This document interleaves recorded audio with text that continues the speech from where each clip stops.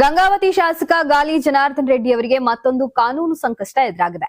ಅಕ್ರಮ ಗಣಿಗಾರಿಕೆ ಪ್ರಕರಣದಲ್ಲಿ ಸಿಬಿಐ ವಿಶೇಷ ನ್ಯಾಯಾಲಯ ಮಹತ್ವದ ತೀರ್ಪು ನೀಡಿದ್ದು ಸರ್ಕಾರದ ಬೊಕ್ಕಸಕ್ಕೆ ಭಾರಿ ನಷ್ಟ ಉಂಟು ಮಾಡಿದೆ ಆರೋಪ ಸಾಬೀತಾಗಿದೆ. ಇದೀಗ ನಷ್ಟದ ಹಣವನ್ನ ವಸೂಲಿ ಮಾಡುವ ಪ್ರಕ್ರಿಯೆ ಚುರುಕುಗೊಂಡಿದೆ. ಮೂಲಗಳ ಪ್ರಕಾರ ಸುಂಡೂರು ಕ್ಲಸ್ಟರ್ ಪ್ರದೇಶದಲ್ಲಿ ಸುಮಾರು 29 ಲಕ್ಷ ಮೆಟ್ರಿಕ್ ಟನ್ ಕಬ್ಬಿಣದ ಅದಿರನ್ನ ಅಕ್ರಮವಾಗಿ ಸಾಗಾಟ ಮಾಡಿರುವುದು ನ್ಯಾಯಾಲಯದಲ್ಲಿ ಸಾಬೀತಾಗಿದೆ.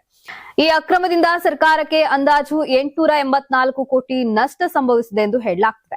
ಈ ಹಿನ್ನೆಲೆಯಲ್ಲಿ ಟಪಾಲ್ ಗಣೇಶ್ ಸರ್ಕಾರಕ್ಕೆ ಪತ್ರ ಬರೆದಿದ್ದು ಸರ್ಕಾರಕ್ಕೆ ಉಂಟಾದ ನಷ್ಟದ ಮೊತ್ತವನ್ನ ಜನಾರ್ದನ್ ರೆಡ್ಡಿಯಿಂದ ವಸೂಲಿ ಮಾಡುವಂತೆ ಮನವಿ ಮಾಡಿದ್ದಾರೆ.